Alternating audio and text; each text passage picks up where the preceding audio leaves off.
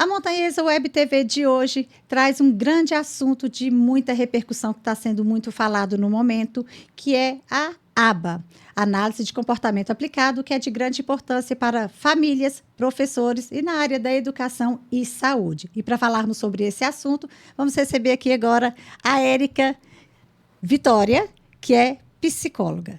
Oi, pessoal. Oi, gente. Como a Mari falou, sou psicóloga infantil. Atualmente estou atendendo aqui em Vazante e me especializando em ABA. E também a Kate, né, Kate, que aí já é de casa também, que é psicopedagoga. Boa tarde, pessoal. Sim, hoje a gente está aqui para falar um pouquinho, né, dessa ciência que tem avançado tanto no tratamento de crianças com autismo. Gente, então vamos lá. Vamos começar falando sobre a ABA, que é o nosso principal objetivo, né? Qual é o objetivo da ABA em si? Então, Mari, a ABA ela é uma ciência.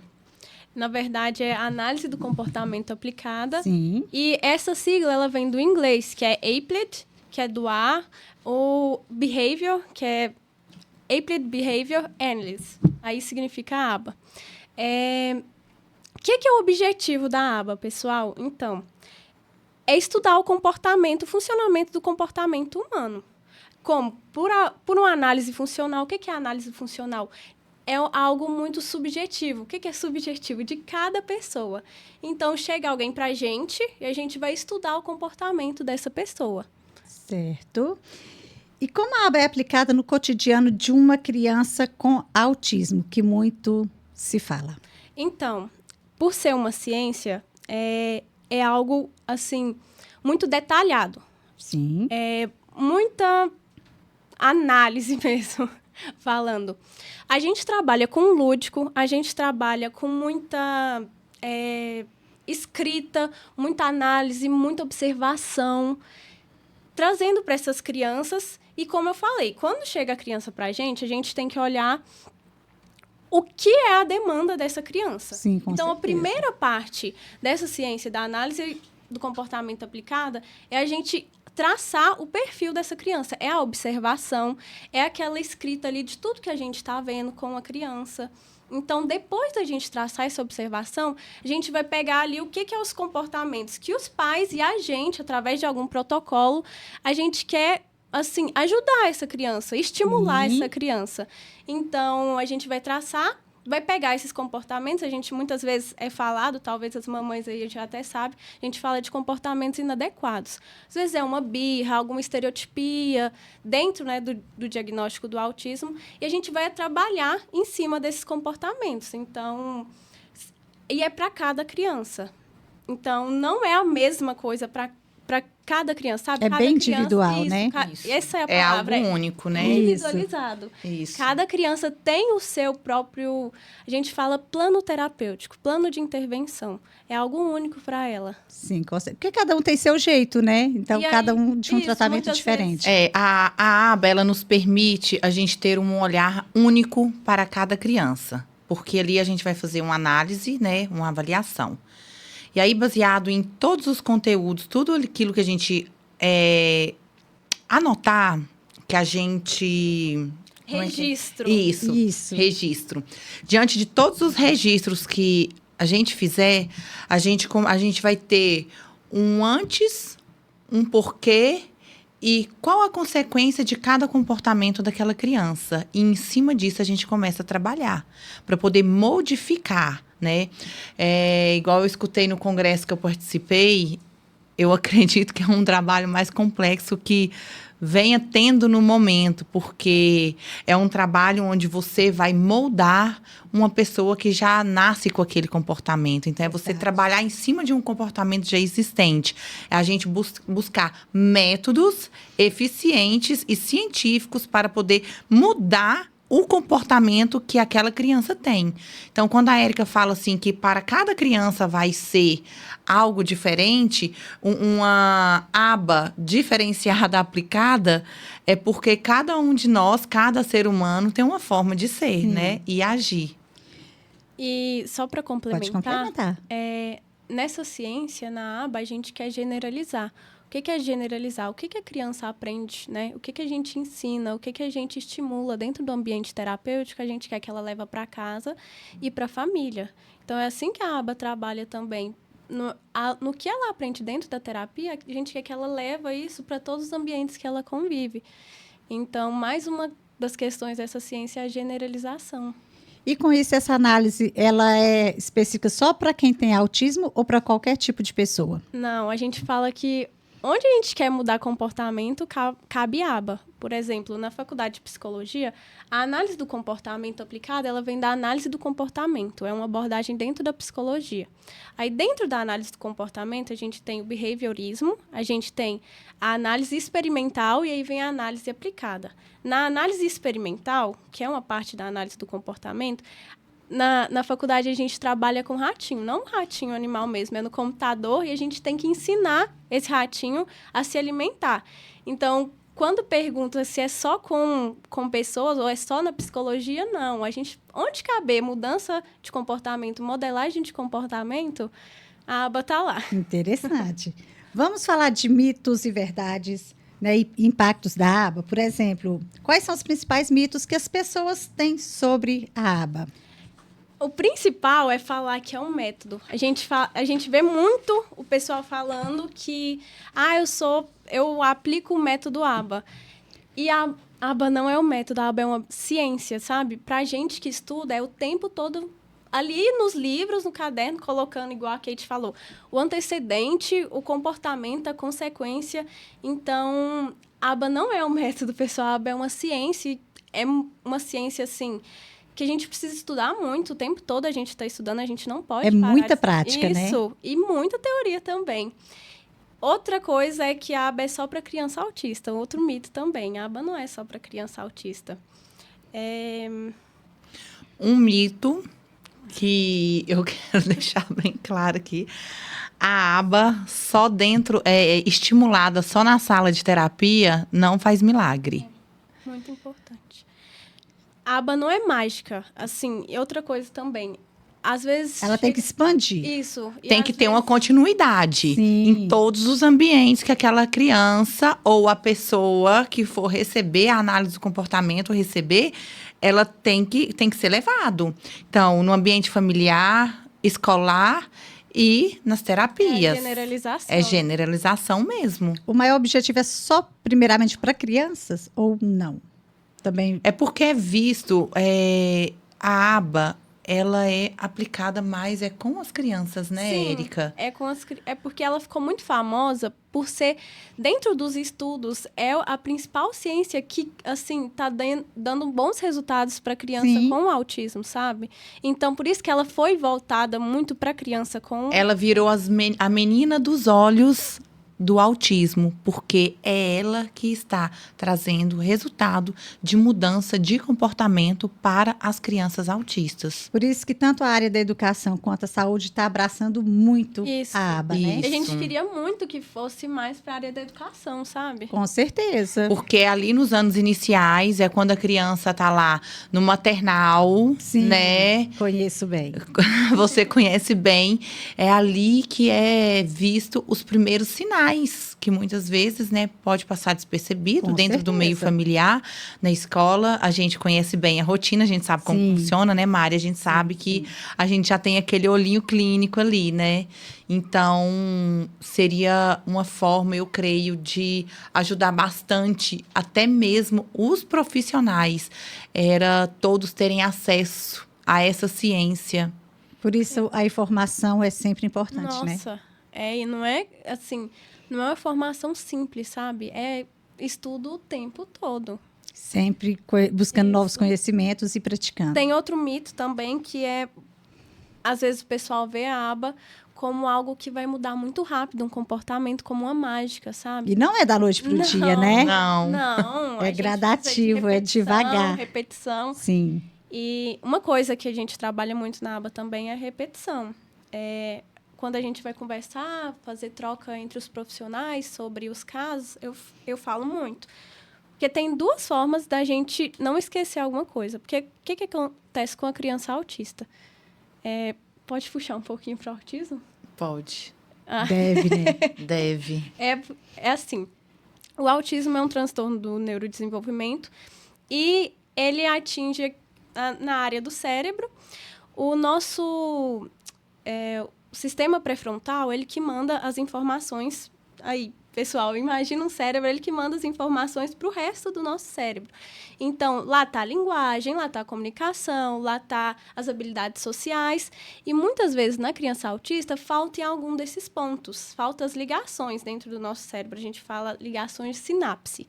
Essa sinapse, ela é o que ela que passa as informações para o nosso cérebro. Ela que manda, né? Isso. E quanto mais nova a criança for, melhor é, porque é nessa idade ali, até os 3, 4 anos, que ela está aprendendo muito. Por isso que a gente fala que ali nos anos iniciais, nas creches, principalmente também, porque chega bem bebezinho, né, para as creches. E aí, é nesses momentos que a gente tem que estimular muito essas crianças. Então, a gente tem que pegar e ver qual dessas áreas que o nosso sistema pré-frontal está mandando para a gente ver qual que está, assim, com menos desenvoltura. A gente fala defasagem também, tem algumas crianças que têm altas habilidades, que é aquelas, igual, a parte da comunicação já está muito elevado. Então, a gente tem que trabalhar nessa sinapse, a gente tem que mandar essas informações, sabe? Para o cérebro trabalhar, para o cérebro das nossas crianças. Separar tudo, né? Isso, e a gente tem que ver onde que está. É na linguagem, é na comunicação, é nas habilidades sociais.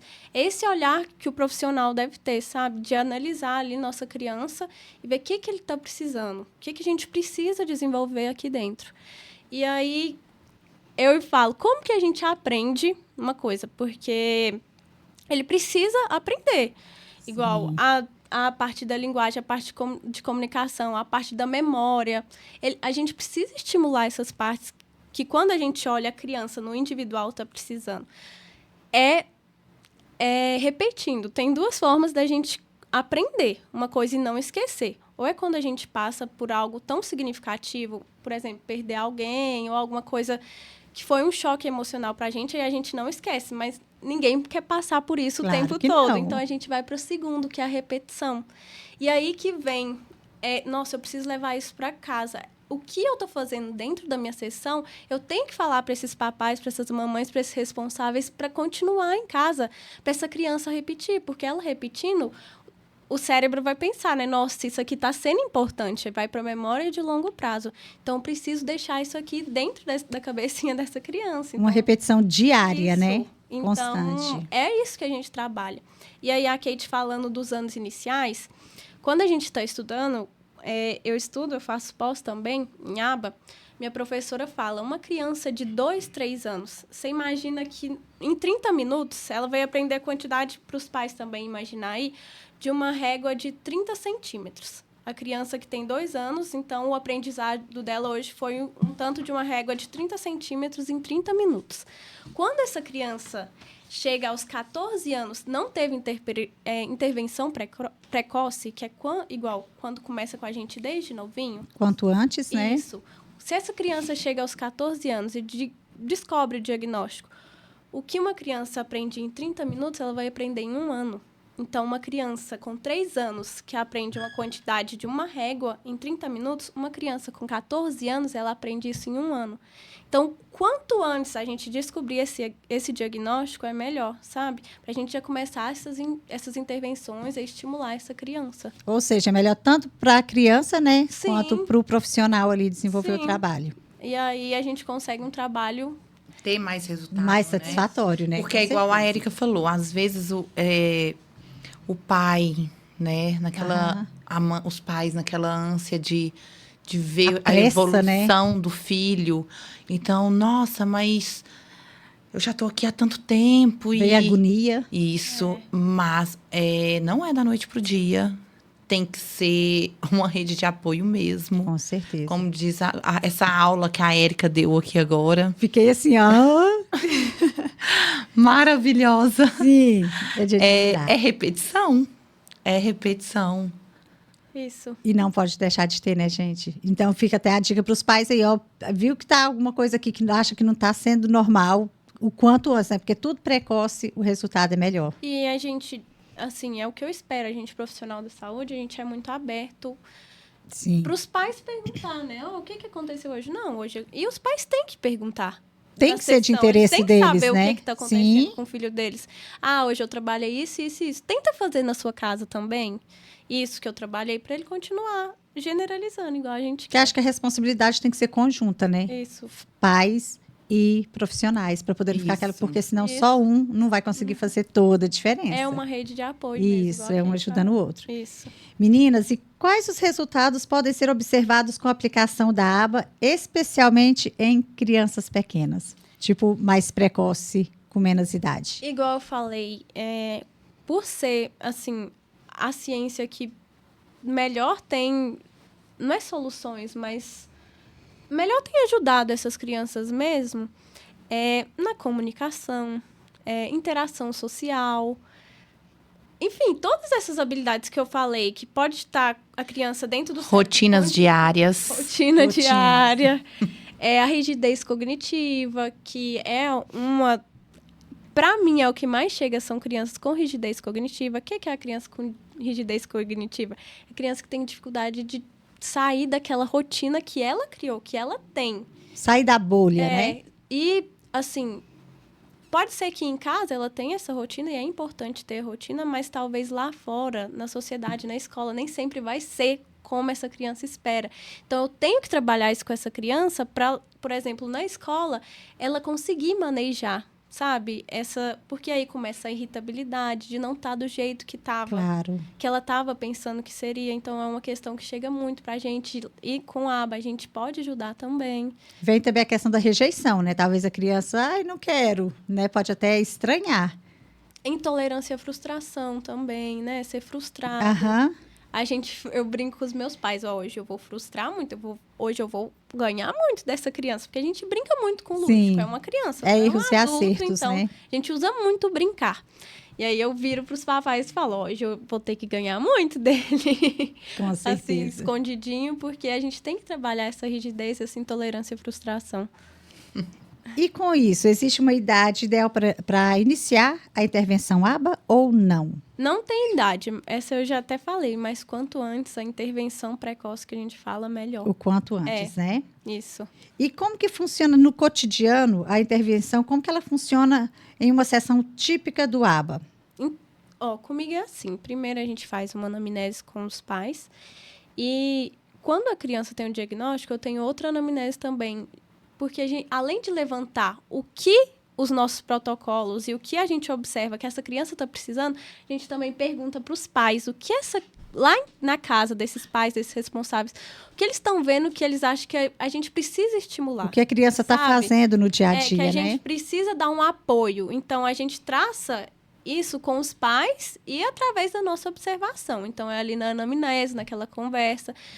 A aba também, ela trabalha muito com reforço. Então, a gente levanta... O que é o reforço? O que a criança gosta que a gente pode utilizar na sessão quando ela faz algum tipo de comportamento que é ok. Aquele comportamento que a gente quer modelar. Uhum. Então, a gente traça os reforços que ela gosta. Eu gosto muito a gente fala reforços intrínsecos. O que é os reforços intrínsecos? É aqueles que a gente mesmo consegue fazer. Uma cosquinha, um parabéns... A gente traça esses reforços para a gente conseguir levar para a sessão. As primeiras sessões, elas são voltadas principalmente para observação.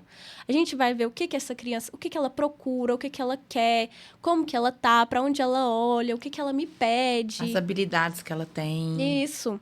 E aí, depois, a gente vai fazer um plano de intervenção. O plano de intervenção é aquele que a gente vai ver o que ali, na minha observação, o que os pais me contou, eu preciso estimular nessa criança, que a gente precisa trabalhar dentro da sessão. Então, aí a gente começa. Aí é anotação, é registro o tempo todo. A gente fala... Tem uma frase que fala, não existe aba sem registro. E é sua garantia, né? Assim, gente, a gente fica por conta. Uhum. A gente fica por conta desses observação e anotação, né? E é algo que é até bom a gente fazer essa observação aqui. Porque, às vezes, os pais, né, estão levando os filhos para fazer suas terapias. Gente, fiquem de olho. Tem que ter registro, tem que ter anotação. É uma garantia. O profissional precisa, através de registro, mostrar para você, papai, mamãe, uma evolução que o seu filho está tendo de um atendimento para o outro. E é em habilidades que, às vezes, aos nossos olhos, pode não parecer nada, mas é. Igual, por exemplo, vou citar só um exemplo aqui rapidinho, de uma criança que estava comigo, que nos primeiros atendimentos, era uma criança que não sentava na cadeira. Ele não se sentava. Então, depois de algumas sessões, hoje, e é tudo cronometrado, até o tempo que ele consegue permanecer sentado, né, para aquele atendimento, para realizar aquela atividade, tudo tem que ser registrado, porque tudo é considerado como evolução. Você chegar num local, entregar o seu filho, ele passar de uma porta para dentro, receber um atendimento, a pessoa só vir sorrindo e falar assim, ai, hoje foi tudo bem. Não é assim. Tem dia que não é tudo bem. Sinceras, né? Não é tudo bem. Tem ser dias que realmente é impossível ter sido tudo bem. Então, a partir daí, já tem que acender uma luz na cabeça dessa família. Um alerta, né? Então, assim, por quê? Porque você tem que estar de olho no que seu filho vem recebendo. Com certeza. Gente, eu sempre costumo falar rede de apoio, você também, né, Kate? Eu quero saber qual é o papel da família e como ele deve ser no processo de intervenção nessas crianças. Acho que a gente já deu umas pinceladas aqui, né? A primeira parte é a família entender o que está acontecendo dentro da terapia. No finalzinho ali, perguntar. O profissional também dar a gente fala feedback, né? Aquela entrega do que aconteceu. Então, os papais, as mamães, os responsáveis aí, ficar atento. O que está acontecendo dentro da sessão? Os registros. Mas a gente também, vez ou outra, fala, vou ter que puxar a orelha hoje. Controlar o uso de telas. Isso é muito importante. A minha intenção era chegar nesse ponto, Olha, porque a gente vê muito tanto isso. Que é engraçado. Ontem eu estava na minha aula, uma das minhas aulas, e uma delas perguntou, uma das minhas colegas, que é mãe atípica, que não sabia se o filho realmente tinha o diagnóstico de autismo ou se ele estava apenas viciado em telas, porque ele estava assistindo o tempo todo. Claro que tem muita diferença, que o diagnóstico do autismo, a gente tem alguns aspectos a considerar, que é próprio do autismo, mas essas telas, gente... Tem que ser controlado. Gente, na verdade... É igual o meu professor falou assim, tudo bem, mãe, vai ter uma hora que você vai estar cansada. Isso. Você vai precisar lavar uma louça, você vai querer sentar ali e falar assim, nossa, eu quero assistir esse filme, mas o dia inteiro, igual tem criança que passa o dia inteiro com Gente, mas entre nós, na verdade, o próprio autista, ele não tem aquela paciência de ficar muito tempo, né? Aí já é um vício. Não, mas... saber a diferença. Geralmente é quando o autismo está ligado ao TDAH. Aí fica aquela hiperatividade, a dificuldade de atenção. Tem alguns que realmente não conseguem ficar ali o tempo todo. Por muito tempo. E essa questão de tela, Mari, está se tornando uma coisa tão agravante que... está começando a levar problemas para os profissionais da educação. Sim. Por quê? Profissionais da educação que hoje trabalham diretamente com crianças autistas estão tendo grandes problemas de usar método tradicional de ensino com essas crianças. Verdade. Porque a escola não tem um tablet ali, liberado o tempo todo. E nem pode. E nem pode para aquela criança poder estudar. Não tem. Então, eu vou usar o quê? Eu vou ter o meu método o quê? Meu método tradicional, convencional, né? Mas eles estão chegando num ponto que eles não estão aceitando. Vai ficando impossível. Não estão aceitando. Então, assim, precisa ter uma conscientização, porque senão um professor, um profissional da educação, ele não vai ter poder de ensino em uma criança que tem um vício de tela. Já se vê muito isso no Demais. dia a dia. E a gente precisa ter realmente um grande alerta aí em questão das famílias dentro de casa para fazer esse controle, porque o pai, ele é o primeiro a falar, os pais, né? Ai, eu quero, eles anseiam para que o filho acompanhe os coleguinhas da turma em todos os aspectos e principalmente de aprendizagem. Só que o estímulo, o reforço que ele vem recebendo em casa está afetando no cotidiano escolar. E precisa ter uma atenção quanto a isso. Outra atenção que eu vejo muito, Kate, queria aproveitar as duas, uma como psicóloga, a outra como psicopedagoga, que são casos que a gente vê muito diariamente. Uma criança que é autista nível tipo 3, nível já alto, muito grave, e que fica praticamente 10 horas numa escolinha. Ou seja, a criança entra às 7 e sai às 17 horas. Eu acho que isso deve gerar uma coisa assim que... O que essa criança está fazendo depois? Não deve estar tendo um acompanhamento, não deve estar tendo intervenção. E acho que isso... Né, tipo assim, claro que a maioria dos pais trabalham fora, a vida é corrida, mas essa criança precisa de uma atenção bem maior, né? Porque ela não pode ficar a maior parte, quase o dia todo, dentro de uma sala de aula ali junto com mais 10 ou com mais 15 crianças, igual acontece muito nas escolinhas, e ter uma atenção de atendimento capacitado aí, profissionalizado. Porque tem que ser um tempo que precisa ser dividido, né? A criança, ela precisa receber as terapias necessárias. Por quê? Vou falar da minha parte, né? A realidade hoje que a gente vê. Um professor regente, ele não vai ter o tempo para dedicar exclusivamente à demanda que aquela criança precisa, aos estímulos que aquela criança precisa, porque ele tem outras 20 e tantas crianças para estimular, para ensinar e para conduzir. Então, os estímulos necessários que essa criança precisa para trabalhar dentro das áreas individuais, igual a Érica explicou aqui hoje, é social, é comunicação, é aprendizagem, dentro daquilo que foi avaliado que ela precisa ser estimulado, isso já vai ser algo que tem que ser trabalhado dentro das terapias que ela precisa ter acesso. Com um profissional capacitado, isso. Né? Não com um monitor regente ou uma outra monitora que está ali porque realmente a gente não consegue. Isso, tem que ser... São certos estímulos que, às vezes, os pais querem que a criança receba. Realmente, é dentro das terapias em que o próprio neuro, ele ali, no laudo, ele já dá um encaminhamento. Ela precisa de atendimento com tais profissionais, já é especificado com quem aquela criança precisa está recebendo os atendimentos para as estimulações necessárias que ela tem que ter. Infelizmente, a gente vê muitos que precisam fazer isso e não fazem. Não está fazendo. Fica o dia todo na escolinha sem nenhum atendimento, sem nenhuma intervenção, e a gente fica lutando, querendo ajudar, e de mãos atadas, porque precisa partir inicialmente dos pais, do responsável. Isso. É uma luta difícil. Meninas, como que é, na verdade, feita a formação de um profissional que trabalha com ABA?